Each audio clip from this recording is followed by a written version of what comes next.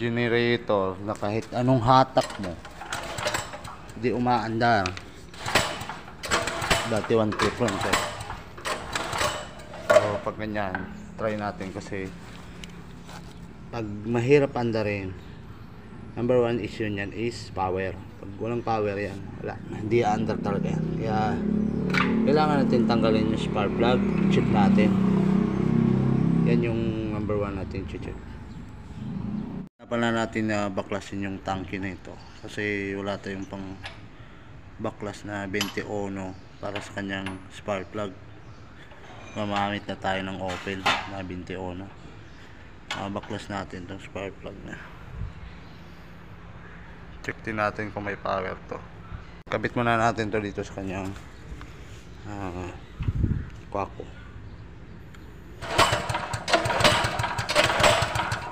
Negative, walang power. Yun, nakabili na tayo ng spark plug mga idol. So kabit na natin to. 20 ohno siya. Sakto nga, alas 5 eh. Uwi na.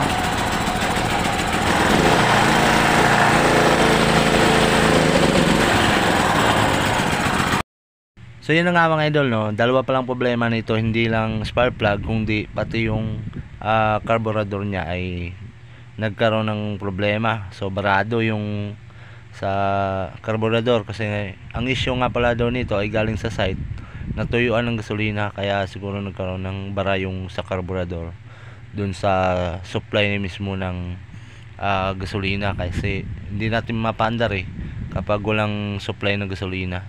Kaya binaklas namin yung carburetor at nilinis, binilhan namin ng carburetor cleaner, then binugahan para matanggal yung mga nakabara dun sa mga maliliit niyang mga butas, no? So yun, napagana din namin.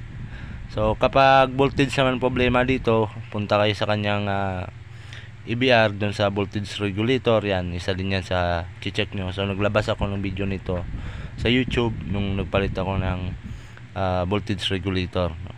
So tatlo lang yan palagi maintenance na ito: carburetor, spark plug, at saka voltage regulator. Yan, madalas na mga problema sa mga generator. Ginagamit kasi namin itong generator sa site kapag